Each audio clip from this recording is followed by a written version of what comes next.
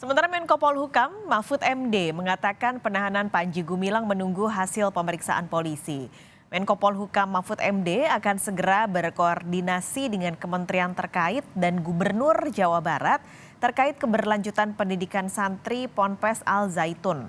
Sedangkan penahanan pimpinan Ponpes Al Zaitun merupakan kewenangan penyidik.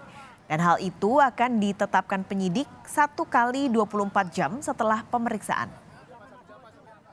Di laboratoriumnya, laboratorium forensiknya tentang ucapan-ucapan dia tuh asli apa diedit, kalau dipotong bagian mana yang dipotong kan ketahuan semua. Nah, dari situ kemudian dipanggil, tidak datang, kan tidak boleh dipaksa orang tidak datang sebelumnya. Baru datang kemarin langsung ditetapkan sebagai tersangka.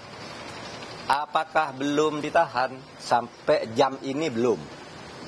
Ya, karena kemarin itu diperiksa sebagai saksi. Dulu, sesudah saksi dia dinyatakan tersangka, maka dalam waktu 24 jam sejak dinyatakan tersangka dan diperiksa di sana, dalam waktu 1 kali 24 jam itu harus jelas apakah akan ditahan apa tidak. Untuk mengetahui jalannya pemeriksaan Panji Gumilang, kita sudah terhubung dengan jurnalis Kompas TV Tifal Solesa di Barreskrim Polri. Tifal, bagaimana jalannya pemeriksaan Panji Gumilang hari ini? Apakah ada kemungkinan penyidik akan menahan? Pemeriksaan untuk saat ini dijeda dulu terhadap Panji Gumilang yang statusnya sudah dinaikkan sebagai tersangka dalam dugaan kasus penodaan atau penistaan agama di Pondok Pesantren Al Zaitun Indramayu, Jawa Barat. Laporan ini kami terima atau kabar ini kami terima pertama kali dari Brigjen Juhandari Raharjo Puro selaku Direktur Tindak Pidana Umum Barreskrim Mabes Polri lewat pesan singkat kepada saya pagi ini. Ia menyampaikan bahwa tadi malam sekitar pukul 01.00, pukul 1 dini hari, PG meminta pemeriksaan dihentikan dulu dan yang bersangkutan meminta dilanjut pemeriksaan di siang ini. Selanjutnya yang bersangkutan dititip di tahanan Barreskrim. Ada 2 kata kunci di sini. Pertama, nanti atau pada siang ini rencananya akan dilanjutkan pemeriksaan terhadap tersangka Panji kepada tim penyidik atau di hadapan penyidik dari Dirtipidum Barreskrim Mabes Polri, dan yang kedua adalah posisinya saat ini Panji dititipkan di rutan Barreskrim. Saya sempat mengonfirmasi kembali kepada Dirtipidum soal dititipkan ditahan ini atau dititipkan di rutan ini, apakah secara resmi Panji ini resmi dilakukan penahanan atau tidak. Tapi ditegaskan oleh Juhandani tadi kepada saya bahwa surat perintah penahanan belum dikeluarkan oleh penyidik. Sejauh ini baru ada surat perintah penangkapan dan masih ada waktu hingga pukul 9 malam ini bagi penyidik dari Dirtipidum Barreskrim untuk menetapkan apakah Panji Gumilang ini layak untuk menjalani penahanan atau tidak. Sebetulnya kalau kita cermati dari hukum acara pidananya sendiri, Paskalis, ada aturan-aturan tersendiri atau ada penilaian-penilaian objektif dan subjektif yang membuat penyidik merasa layak untuk menahan tersangka ataupun juga pihak-pihak dalam kasus tertentu, terutama dalam hal ini Panji Gumilang. Alasan pertama adalah alasan objektif. Alasan objektif ini tertuang dalam pasal 21 ayat 4 Kitab Undang-Undang Hukum Acara Pidana, yang satu poin pentingnya di sini, seseorang atau tersangka itu layak untuk dijalani penahanan apabila ada ancaman pidana setidak-tidaknya 5 tahun kurungan penjara. Tapi ada alasan subjektif pula yang bisa didapatkan begitu atau yang didapatkan oleh penyidik untuk menilai layak atau tidaknya seorang tersangka ini untuk menjalani penahanan.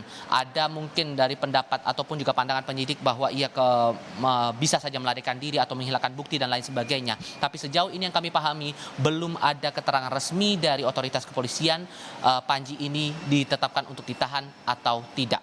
Tapi yang kita juga perlu pahami di sini bahwa jerat pidana yang dialamatkan kepada Panji Gumilang dalam kasus dugaan penodaan agama ini terbilang cukup memenuhi sebetulnya secara aspek objektif ya begitu. Tadi malam kalau kita cermati lagi dari keterangan pers yang disampaikan oleh Dirtipidum Barreskrim Mabes Polri, jerat pidana yang dialamatkan kepada Panji ini ada setidaknya tiga aturan begitu, yakni di pasal 14 Undang-Undang Nomor 1 Tahun 1946 dengan ancaman pidana maksimal 10 tahun kurungan penjara. Kemudian yang kedua di pasal 45A ayat 2 Undang-Undang Informasi dan Transaksi Elektronik dengan ancaman pidana maksimal 6 tahun kurungan penjara dan atau denda maksimal 1 miliar rupiah, serta pasal 156A Kitab Undang-Undang Hukum Pidana dengan ancaman pidana maksimal 5 tahun kurungan penjara. Ini yang menjadi gambaran ataupun juga yang menjadi dasar penetapan tersangka terhadap Panji Gumilang ini. Dari keterangan polisi juga disebutkan penetapan ini sesuai dengan hasil gelar perkara yang dilakukan oleh jajaran dari Bareskrim Mabes Polri begitu, bersama dengan otoritas-otoritas lainnya di bidang yang sama di Mabes Polri, dengan merujuk lagi dari 3 bukti ditambah 1 surat yang menjadi barang bukti dalam kasus ini.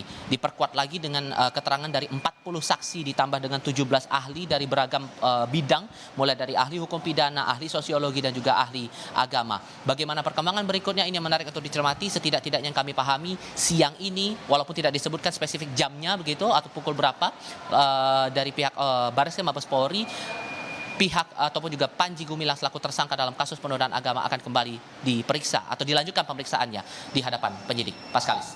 Tifal, ada yang lain dari kasus ini adalah soal tindak pidana pencucian uang. Nah, bagaimana penyelidikan soal hal tersebut di Direktorat Ekonomi Khusus?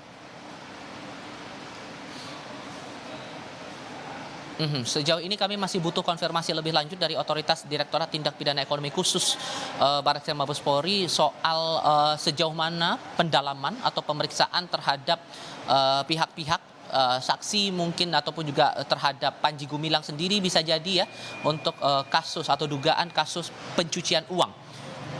Yang terakhir kali kami pahami sebetulnya kemarin itu diharuskan pemeriksaan terhadap 6 saksi, 2 diantaranya adalah anak kandung dari Panji Gumilang untuk kemudian diperiksa sebagai saksi statusnya dalam kasus ini. Namun kemarin yang kami cermati, yang kami pahami, Kompas TV tidak melihat ada tanda-tanda ataupun juga pihak-pihak yang kemudian menjadi saksi untuk kemudian diperiksa dalam kasus pencucian uang dengan yang berhubungan langsung dengan kasus di Pondok Pesantren Al Zaitun, Indramayu, Jawa Barat. Dan yang terakhir kali juga kami pahami, apabila kemudian pihak-pihak yang diminta untuk hadir untuk kedua kalinya ini tidak kembali memenuhi panggilan dari penyidik di Tipideksus, maka menurut Karopenmas Divisi Humas Mabes Polri, Brigjen Ahmad Ramadan, kala itu terakhir kali mengonfirmasi soal pemeriksaan TPPU Panji Gumilang ini, maka status bisa jadi akan segera dinaikkan ke tahap penyidikan. Ini juga masih butuh konfirmasi lagi sejauh mana pendalaman ini dilakukan, bagaimana kemudian proses dari penelusuran atas setelah kemudian dibekukannya sejumlah rekening milik Panji Gumilang ini oleh PPATK, dan kemana arahnya dari tindak pidana pencucian uang ini sendiri. Masih butuh konfirmasi lebih lanjut dari otoritas Bareskrim Mabes Polri soal ini. Paskalis. Tifal Solesa, terima kasih melaporkan langsung dari Mabes Polri, Jakarta.